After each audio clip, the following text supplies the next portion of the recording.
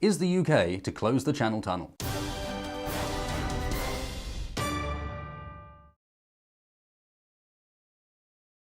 With the vote to leave the EU decided, most definitely, cross our hearts and hope to die, no take-backs, pinky swear, some of those exit voters from the UK are now demanding the closure of the Channel Tunnel.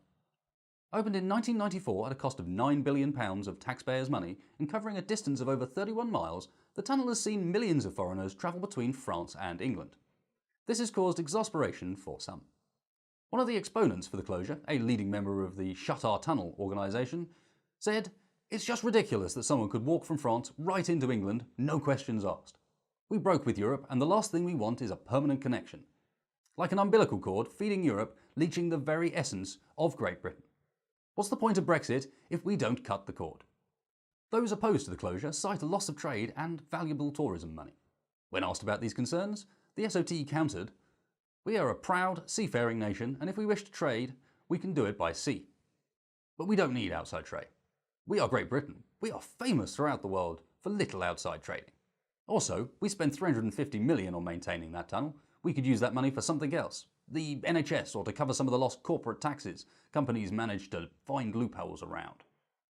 A few little-known politicians have jumped on this campaign in the hopes of increasing their profile. One political journalist told us, "All these politicians you've never heard of are getting print and screen time by supporting this ridiculous idea.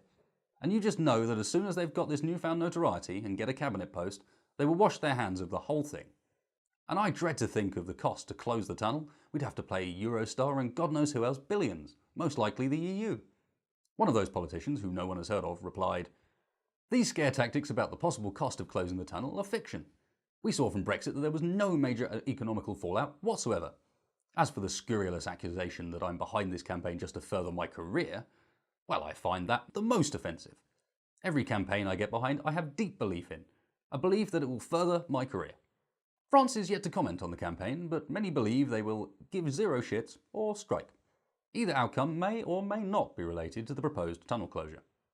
The UK Prime Minister is only quoted as saying, "Brexit means Brexit." No one is yet to decipher this much-used mantra, but with usual British humour, people have offered some suggestions.